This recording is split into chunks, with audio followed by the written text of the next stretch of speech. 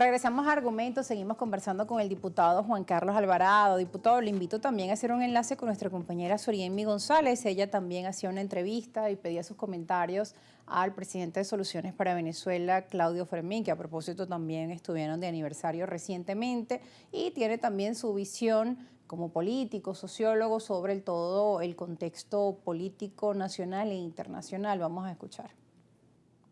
Un gusto saludarles a esta hora en Argumentos, hoy con la visión que nos presenta Claudio Fermín, quien es el presidente del Partido Soluciones para Venezuela, con su postura acerca del despliegue militar que sostiene el gobierno estadounidense sobre el Caribe. Veamos. Lo que está ocurriendo hoy no es más que un capítulo en desarrollo de esa larga novela imperialista de asedio, de querer posesionarse y apropiarse de los recursos naturales de otros pueblos. Bueno, a él se le ocurrió que él quiere el petróleo venezolano porque le da la gana.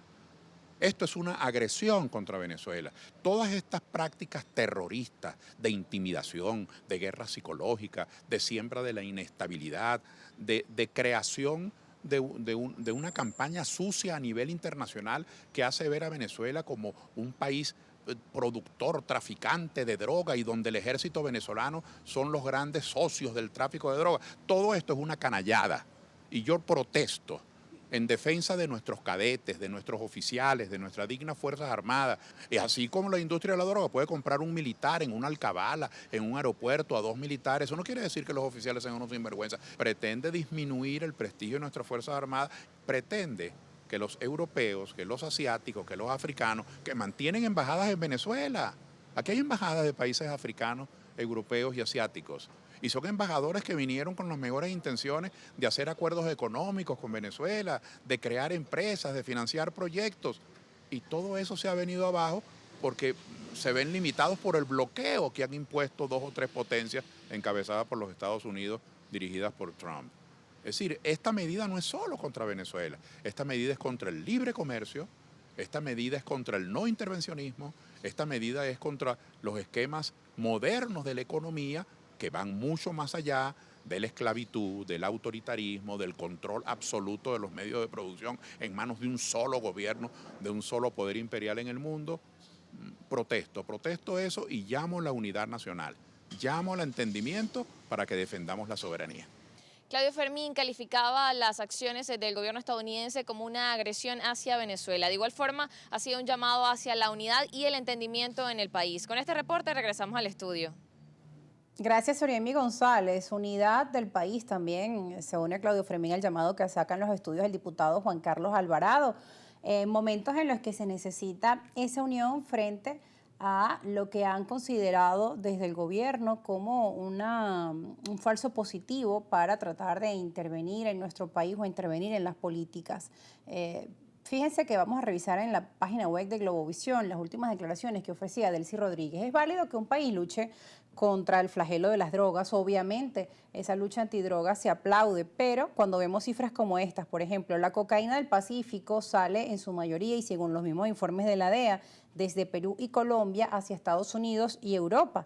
La vicepresidenta Delcy Rodríguez enfatizó que los datos de las Naciones Unidas, también otra institución internacional, no son datos de Venezuela, sino de la ONU, de la Oficina Nacional Antidrogas de Estados Unidos y de la DEA, muestran que la droga se traslada vía terrestre a Ecuador y allí es embarcada hasta puertos de Panamá directamente o vía a Chile. Venezuela no es una amenaza, es una esperanza, decía Delcy Rodríguez. Bueno, uno se pregunta también si la mayoría del tráfico es por el Pacífico, más del 80%, si hay otros países conocidos por la producción de drogas como México, como Colombia, porque estas acciones dirigidas en los últimos días y con declaraciones muy contundentes hacia nuestro país, Venezuela.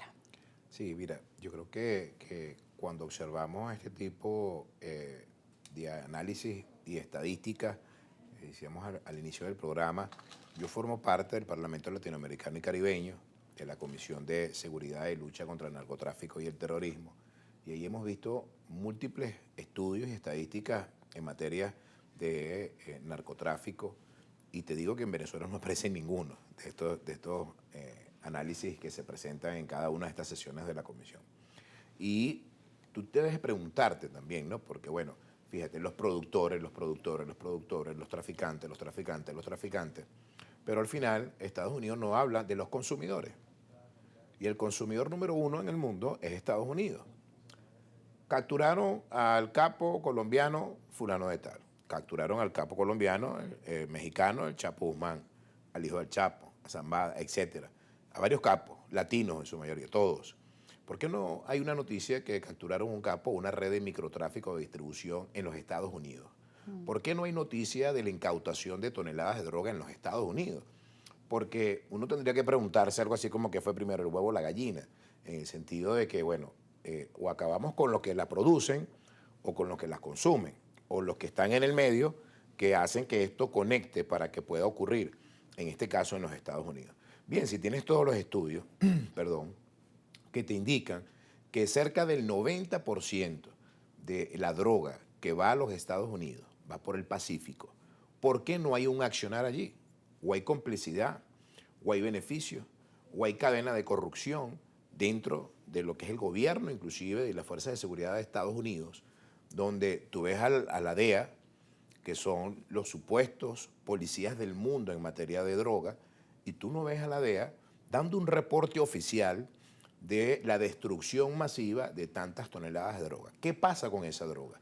¿Qué pasa con esos cargamentos? Bueno, yo hoy, cuando vemos este tipo de planteamientos por parte del gobierno de los Estados Unidos y vemos las cifras oficiales, además que muestra el Ejecutivo Nacional para hacer cuadros comparativos, pues perfectamente te das cuenta de que es completamente desproporcional la medida que está adoptando los Estados Unidos. Bueno, esto tiene un trasfondo político. Bueno, sin duda que hay un gran responsable también que ha estado de alguna manera tratando de que en Venezuela esto se utilice como una circunstancia para un beneficio político de una élite dirigencial, como es el caso del señor Marco Rubio, que de alguna manera ha venido generando en esto una esperanza a ese sector político minoritario de esta cúpula que pretende llegar al poder en nuestro país bajo cualquier circunstancia.